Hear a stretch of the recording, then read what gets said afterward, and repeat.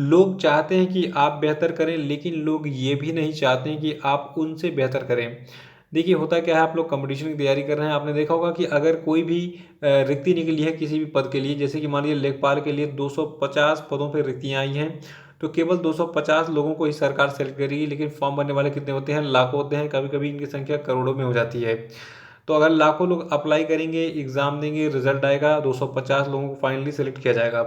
तो वहाँ पे क्या होता है कि जो आपका कॉम्पिटिटर होता है, चाहे वो अपना दोस्त ही क्यों ना हो, वो सोचता है कि आप बेहतर परफ़ॉर्मेंस दें, लेकिन वो ये नहीं सोचता है कि आप उससे बेहतर करें। तो देखिए ये सारी कॉम्पिटिशन में होती रहती हैं, आम बात है, बाद में ये सारी चीज़ें कॉमन हो जाती हैं। तो अभी आपको क्या करना है, इन 250 सीटों पे अगर फाइट करना है, तो आपको बेहतर से बेहतर परफ़ॉर्मेंस देना होगा और इसके लिए आपको कड़ी मेहनत करनी पड़ेगी। तो अभी देखिए लॉकडाउन चल रहा है, आप लोग जी जान लगा दीजिए और अच्छे से मेहनत कीजिए ताकि इन 250 सीटों में से एक सीट आपकी हो। और कोशिश कीजिए कि इसमें जो पहली रैंक हो वो आपकी हो, टॉपर बनेंगे। अगर देखिए कोई भी व्यक्ति अगर सोचता है कि मैं फर्स्ट रैंक लाऊं, तो वह कम से कम दूसरी और तीसरी रैंक जरूर ला देता है। तो टॉपर बनने की कोशिश कीजिए, तब आप जाके जो है इस कंपटीशन को बीट कर पाएंगे। नमस्कार दोस्तों, आज के वीडियो में डिस्कस करेंगे हम 30 अप्रैल के करंट अफेयर पे और आज के वीडियो में टोटल हम 11 करंट अफेयर पर चर्चा करेंगे और साथ में इनसे जुड़े जितने भी फैक्ट हैं उन पर हम डिटेल में चर्चा करेंगे।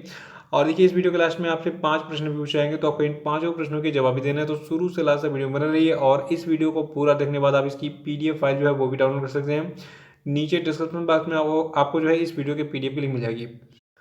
और अगर आप इस चैनल पे नए हैं तो चैनल को भी सब्सक्राइब कर लीजिएगा, साथ में बेल आइकॉन पे जरूर प्रेस कर दीजिएगा ताकि आपको इस चैनल के आने वाले सभी वीडियोस के नोटिफिकेशन ऑटोमेटिक मिल जाए। और वीडियो को लाइक करके इस वीडियो के लिंक को कॉपी कर लीजिएगा और कॉपी करने के बाद सभी टेलीग्राम और व्हाट्सएप ग्रुप में शेयर भी कर दीजिएगा। तो चलिए शुरू करते हैं आज के करंट अफेयर्स को लेकर। सबसे पहले बात कर लेते हैं कल के करंट अफेयर्स में पूछे गए सभी क्वेश्चन अपडेट के सही उत्तरों की। देखिए कल का क्वेश्चन अपडेट का पहला प्रश्न है कि विश्व बौद्धिक संपदा दिवस जो है ये किस तिथि को मनाया जाता है? तो देखिए ये तिथि आपकी है 26 अप्रैल। और दूसरा था कि हाल ही में किस राज्य के कुछ जिलों में क्लासिकल स्वाइन बुखार यानी कि क्लासिकल स्वाइन फीवर के कारण एक सप्ताह के भीतर 1300 से अधिक सुअरों की मृत्यु हो गई? तो देखिए ये राज्य आपका असम है। और तीसरा था कि हाल ही में रोनोजाय राय का निधन हो गया, वो क्या थे प्रोफेशन से? तो देखिए ये जो है एक प्रसिद्ध फोटो जर्नलिस्ट थे। और चौथा था कि किस राज्य सरकार ने दवाओं की होम डिलीवरी के लिए अभी हाल ही में धन्वंतरी योजना शुरू की है? तो देखिए ये धन्वंतरी योजना जो है असम राज्य सरकार की योजना है और बिल्कुल हूबहू ऐसे ही प्रश्न आपको एग्जाम में मिलेंगे जैसे मैं आपको दे रहा हूँ, क्योंकि देखिए ये सारे फॉर्मेट मैं एग्जाम में ऑलरेडी देख चुका हूँ। मतलब ये मेरा खुद का अनुभव है, जैसे एग्जाम में प्रश्न पूछे जाते हैं वैसे मैं कोशिश करता हूँ एकदम सेम टू सेम प्रश्न बनाने के लिए। तो धन्वंतरी योजना जो है ये आपकी जो है असम राज्य सरकार की योजना है और ये योजना जो है ये दवाओं की होम डिलीवरी से संबंधित है। ठीक है।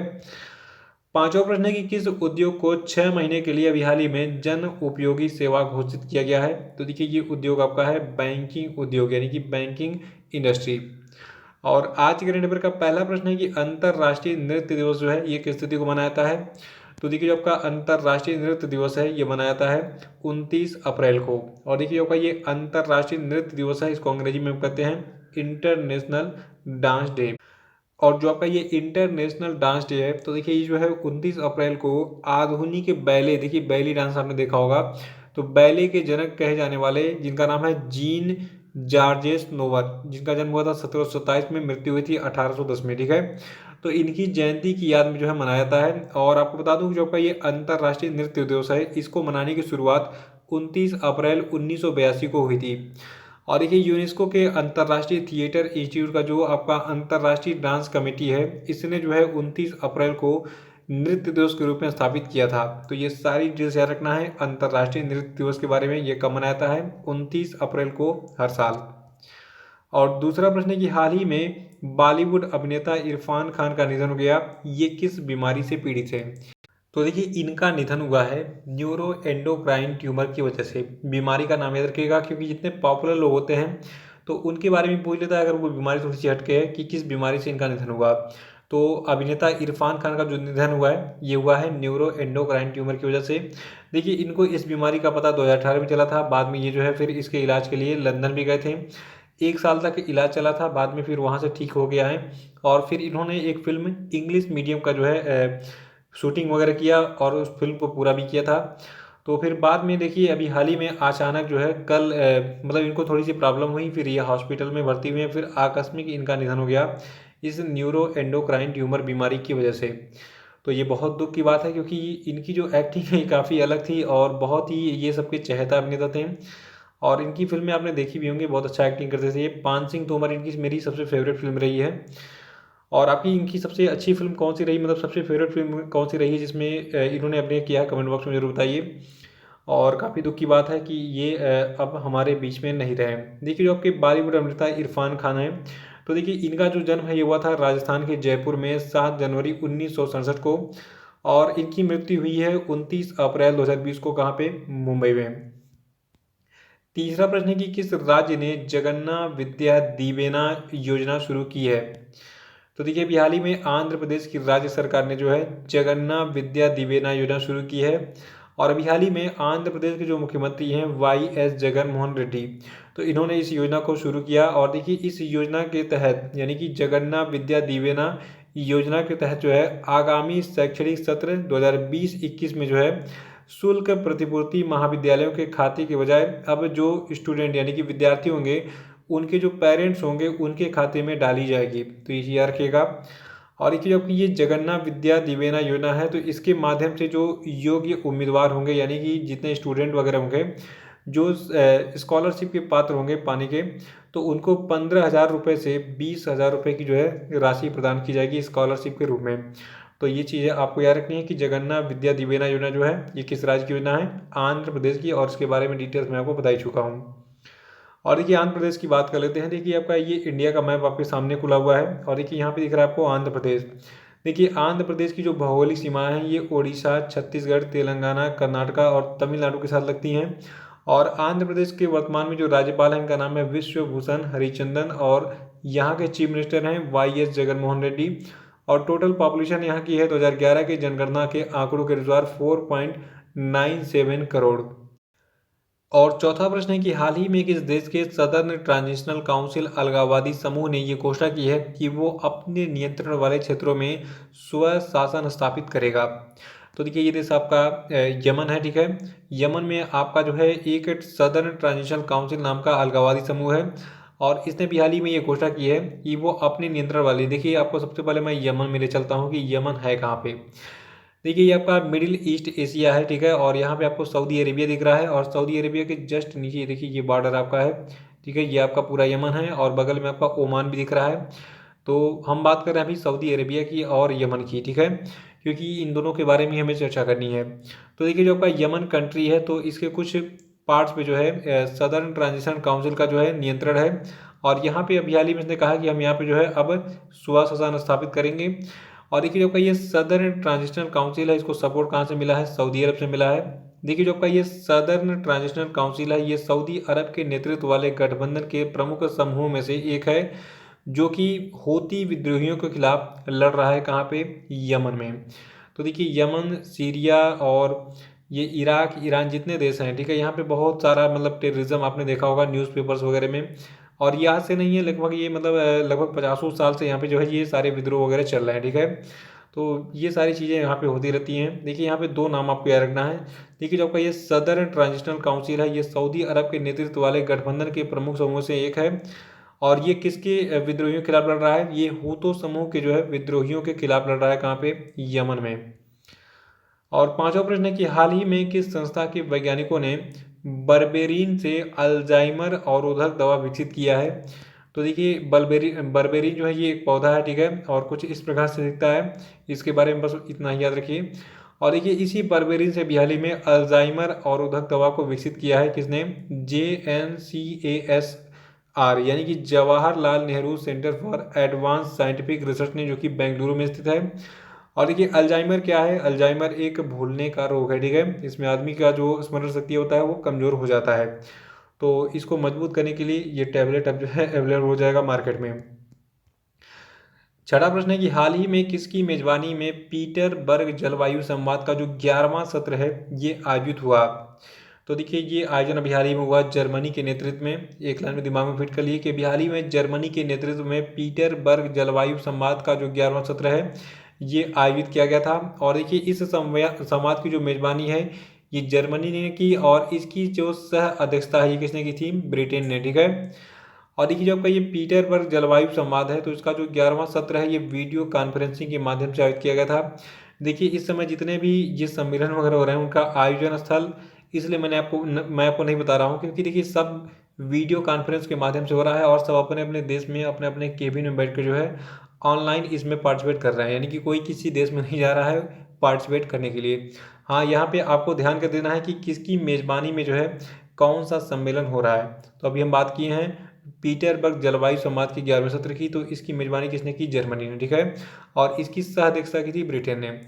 और ये भारत जो है ये भी इससे जुड़ा हुआ है। देखिए भारत की तरफ से जो है, जो भारत के केंद्रीय पर्यावरण वन और जलवायु परिवर्तन मंत्री हैं प्रकाश जावड़ेकर जी। ठीक है। तो इन्होंने इस कॉन्फ्रेंस में यानी कि इस संवाद में जो है भाग लिया था। और सातवां प्रश्न है कि हाल ही में G20 समूह ने किस देश की अध्यक्षता में एक नई पहल एक्सेस टू कोविड-19 टूल एक्सेलेरेटर जो है लॉन्च किया है। तो देखिए इसको लॉन्च किया गया अभी हाल ही में सऊदी अरब के द्वारा।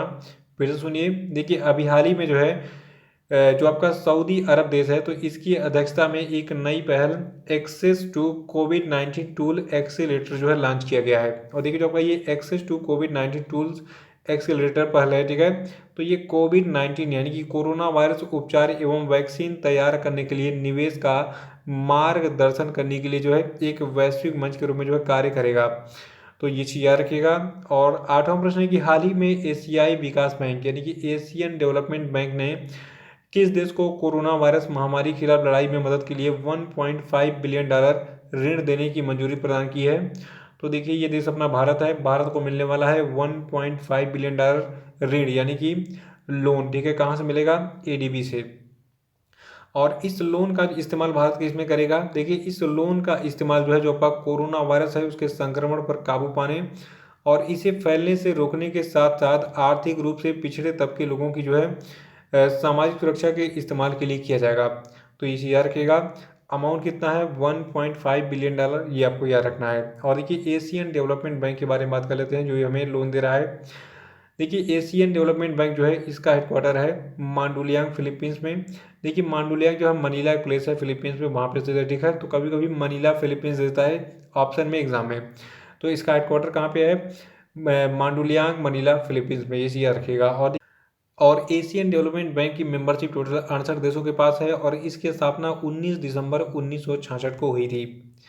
नवा प्रश्न है कि हाल ही में एक्सिस बैंक ने मैक्स लाइफ इंश्योरेंस में कितने परसेंट यानी कि कितने प्रतिशत अतिरिक्त हिस्सेदारी खरीदने का फैसला किया है। तो देखिए एक्सिस बैंक ने हाल ही में कुल 29% जो है हिस्सेदारी मैक्स लाइफ इंश्योरेंस में खरीदने का जो है फैसला किया है।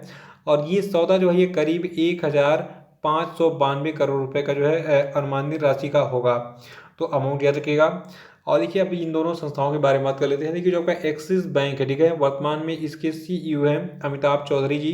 हेडक्वार्टर इसका मुंबई में है और इसकी स्थापना 3 दिसंबर 1993 को गुजरात के अहमदाबाद में की गई थी। और देखिए एक्सिस बैंक का जो टैगलाइन है ये आपका है बढ़ती का नाम जिंदगी। देखिए बैंकों की टैगलाइन वगैरह एग्जाम में बहुत पूछी जाती है। तो एक्सिस बैंक का टैगलाइन क्या है, बढ़ती का नाम जिंदगी।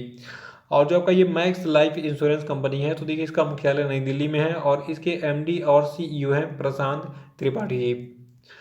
10वां प्रश्न है किस व्यक्ति को आवास और शहरी विकास निगम यानी कि housing and urban development corporation का जो है अध्यक्ष और प्रबंध निदेशक अपॉइंट किया गया है। तो देखिए ये व्यक्ति आपके हैं शिवदास मीणा। और देखिए जो आपके शिवदास मीणा है इनको 6 महीने की अवधि के लिए जो है आवास और शहरी विकास निगम, जिसको शॉर्ट में हम हुडको कहते हैं और इसका फुल फॉर्म है housing and urban development corporation, ठीक है, तो इसका अध्यक्ष और प्रबंध निदेशक बनाया गया है। याद रखिएगा शिवदास मीणा, ठीक है, नाम है शिवदास मीणा।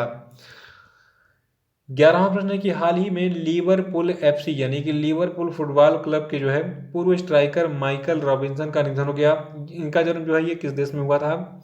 तो देखिए आपके लिवरपूल फुटबॉल क्लब के पूर्व स्ट्राइकर थे माइकल रॉबिन्सन, इनका जन्म इंग्लैंड में हुआ था। और देखिए इनका जन्म हुआ था 12 जुलाई 1958 को इंग्लैंड के लिसेस्टर में। और देखिए इनको जो है 2017 में फुटबॉल क्लब बार्सिलोना के द्वारा जो है स्पोर्ट्स जर्नलिज्म के लिए इंटरनेशनल वेजकेज मोंटल बैन पुरस्कार से जो है सम्मानित किया गया था। तो याद रखिएगा कि जो आपकी माइकल रॉबिन्सन थे, ये जो है लिवरपूल फुटबॉल क्लब के पूर्व स्ट्राइकर थे और रिसेंटली ये पास अवे हो गए। इनका जन्म हुआ था इंग्लैंड में। तो ये थे आपके आज के सभी महत्वपूर्ण करंट अफेयर और अब हम बात करेंगे आज के सभी क्वेश्चन डे पे। देखिए आज के क्वेश्चन डे का पहला प्रश्न है कि world day for safety and health at work, यानी कि कार्यस्थल पर सुरक्षित एवं स्वस्थ रहने का जो विश्व दिवस है ये किस तिथि को मनाता है? सभी लोग इसका आंसर बताइए कमेंट बॉक्स में। और देखिए अप्रैल महीने के मंथली करंट अफेयर की वीडियो की पार्ट 1 अपलोड हो चुकी है और उस वीडियो की लिंक आपको मिलेगी नीचे डिस्क्रिप्शन बॉक्स में। तो इस वीडियो को पूरा करने के बाद उसको देख लीजिएगा, क्योंकि वहाँ पे जितने भी क्वेश्चन मैंने बताया वो इंपॉर्टेंट है आपके एग्जाम के लिए। और देखिए दूसरा प्रश्न आपके लिए कि कोविड-19 के लिए प्लाज्मा थेरेपी शुरू करने वाला भारत का पहला सरकारी अस्पताल कौन बना? ये चीज़ बताइए। और साथ में ये भी बताना आपको कि प्लाज्मा थेरेपी को शुरू करने वाला भारत का पहला राज्य कौन सा है, क्योंकि ये दोनों फैक्ट मैंने आपको कल बताए थे। तो कमेंट बॉक्स में बताइए इसका उत्तर क्या होगा। और तीसरा प्रश्न आपके लिए कि सिपरी के trends in world military expenditure 2019 report के अनुसार दुनिया का सबसे अधिक सैन्य खर्च करने वाला देश कौन है? इसका उत्तर बताइए।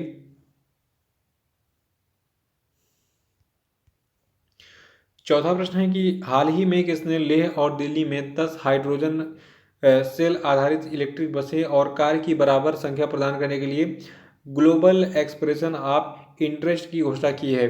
उत्तर बताइए। पांचवा प्रश्न आपके लिए कि हाल ही में किस देश ने कोरोना वायरस के चलते पीच ब्लैक 2020 युद्ध अभ्यास को रद्द कर दिया है? उत्तर बताइए। तो इसी प्रश्न के साथ आज करंट अफेयर नहीं समाप्त होता है। कल फिर मिलेंगे। कल के करंट के साथ वीडियो को लाइक करके शेयर कर दीजिएगा और जो लोग नए हैं वो चैनल को सब्सक्राइब कर लेंगे। और देखिए आपको क्या करना है, वीडियो को लिंक को कॉपी करना है तुरंत और कॉपी करके सभी टेलीग्राम और व्हाट्सएप ग्रुप में तुरंत शेयर कर देना है। तो ये काम कर दीजिएगा। तो इसी के साथ बहुत बहुत धन्यवाद। Thank you and have a nice day.